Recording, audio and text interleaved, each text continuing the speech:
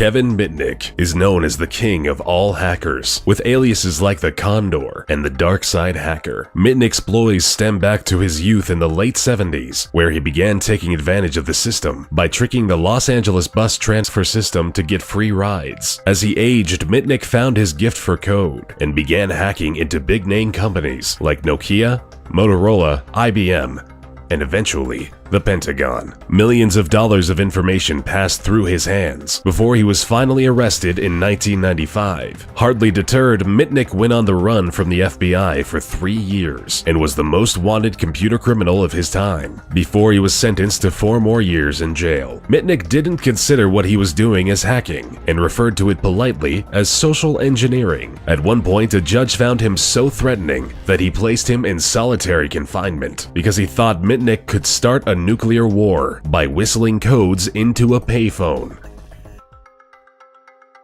The dangerous British hacking duo of Matthew Bevan and Richard Price took the world for a potentially deadly ride for several weeks in their youth back in 1994. They began by attacking the Pentagon's network for several weeks and progressed further by stealing battlefield simulations. If that wasn't enough, they started intercepting messages from US agents stationed in North Korea and accessed sensitive material from a Korean nuclear facility. This was all incredibly alarming to the US because at the time, Price and Bevan were using US systems to infiltrate information from Korean systems, which, simply put, nearly sparked an international incident.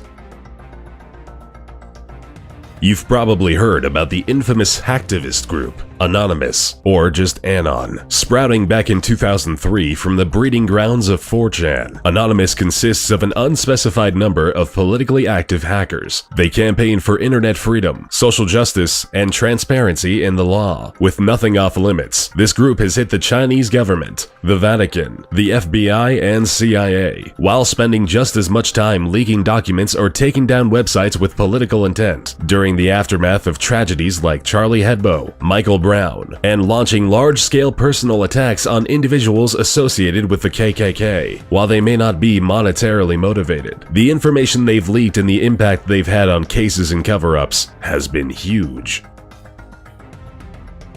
Little is known about Astra, which is the net alias of this notorious hacker who spent half a decade in the mid-2000s stealing high-profile weapons technology data and software. Astra would quickly sell this information to people and organizations across Brazil, South Africa, the Middle East, and the rest of the world. While no one knows how much money he was able to make or where it went, the damages he caused are estimated between $250 and $361 million. Strangely, even after all of the destruction caused, Astra was never publicly identified, even when Greek authorities arrested and detained this threatening hacker in 2008. Speculations and rumors say that he is a 58-year-old Greek mathematician and is serving 6 years in jail somewhere.